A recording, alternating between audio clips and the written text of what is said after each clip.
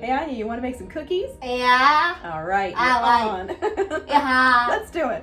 Making cookies is fun for everyone, and Jam Dots is the easiest cookie there is. I love making these cookies, and you're gonna love it too. Hey, I'm Christine Waltmeyer, and this is my daughter Anya. She's joining me to make these delicious Jam Dot cookies. We're using wholesome ingredients to make these a healthier cookie. Let's get started. Yeah. All right. Bye. Woohoo! We're starting out with 1 cup of rolled oats. Then we have 1 cup of flour. Now this is a combination of gluten-free flours, but you can just substitute 1 cup of unbleached flour or whole wheat pastry flour, whatever flour you'd like to use. What's in that bowl is 1/3 cup of arrowroot, 1/3 cup of millet flour, and 1/3 cup of sweet rice flour. Go ahead, honey. We're also going to be adding 1 cup of nuts. This is a combination of pecans and walnuts, and I want to grind them up, so I'm going to put them in my little food prep and chop them nice and fine. So we actually used the NutriBullet instead to grind these up, and I forgot to mention there were hazelnuts in there.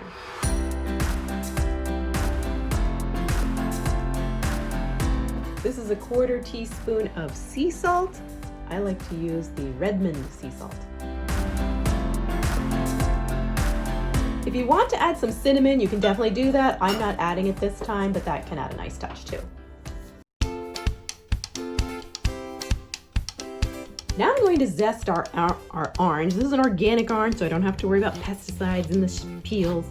And I'm just simply taking a few passes on each side with my microplane zester. Just watch you don't cut your finger.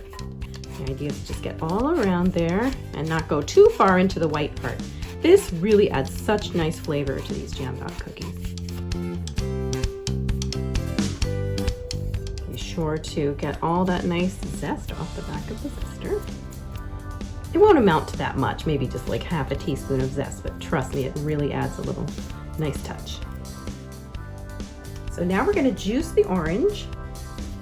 We're simply going to use a zesting tool and just squeeze the heck out of it. Funny feeling Anya would love to help me with this messy part of the job. Hey Anya, you want to help squeeze the juice out of the orange? Yeah. All right, here you go. All right, here you can use this part too. You can just press that in there, like twist it all around. Good job.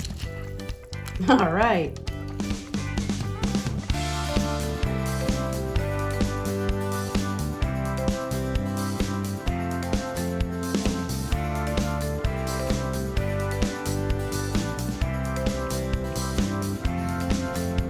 So now we're going to use 1/3 cup of this orange juice, and look at that, we have just the right amount, so perfect. Pour that back in the bowl, and now we're going to add our other liquid ingredients. So we have 1/3 cup of maple syrup,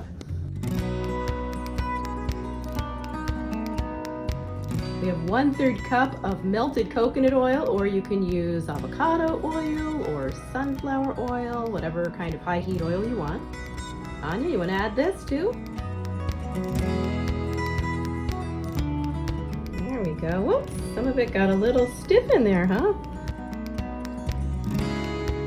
Last but not least, we're going to add 1 teaspoon of pure vanilla extract. Sorry guys, that was a little amount. I think that was more like 1/2 teaspoon, but you can add anywhere from 1/2 teaspoon to 1 teaspoon of vanilla extract. Now we're just going to whisk that together.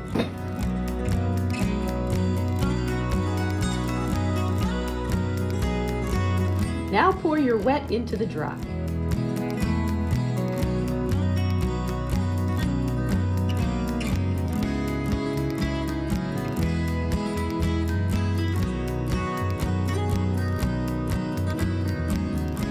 And then mix everything together into a nice cookie dough.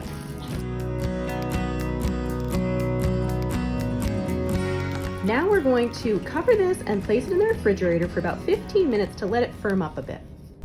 So after being chilled for 15 minutes in the fridge, it's just the right consistency. Cold dough makes for crispy cookies. And now the fun part, we get to fill them with jam. So I've got my baking sheet lined with parchment paper and a small cookie scoop.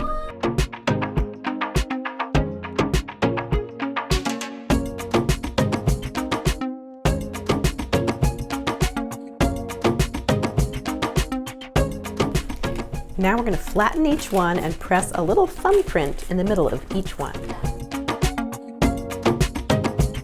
I like to keep a little bowl of water on hand to keep my fingers moist. It makes it a little bit easier to press them down without sticking to them.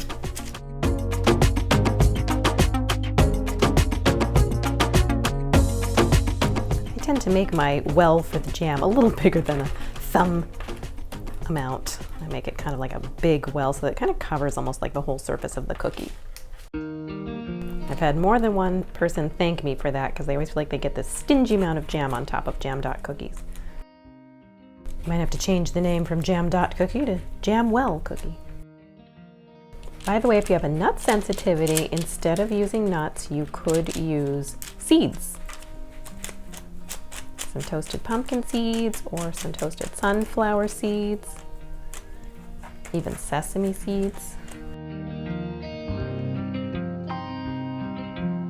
So now to fill the cookies, I'm going to use this all fruit jam. You can use whatever jam you like, but I like using ones without added sugar.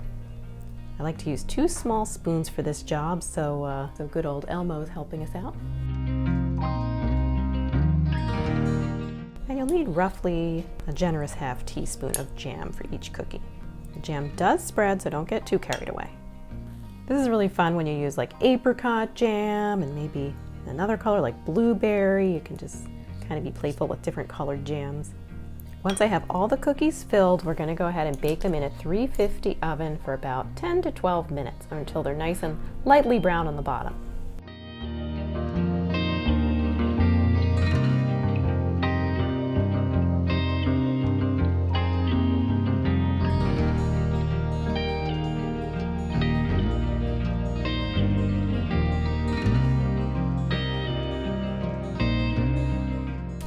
So the cookies are done and out of the oven and looking delicious and smelling really good.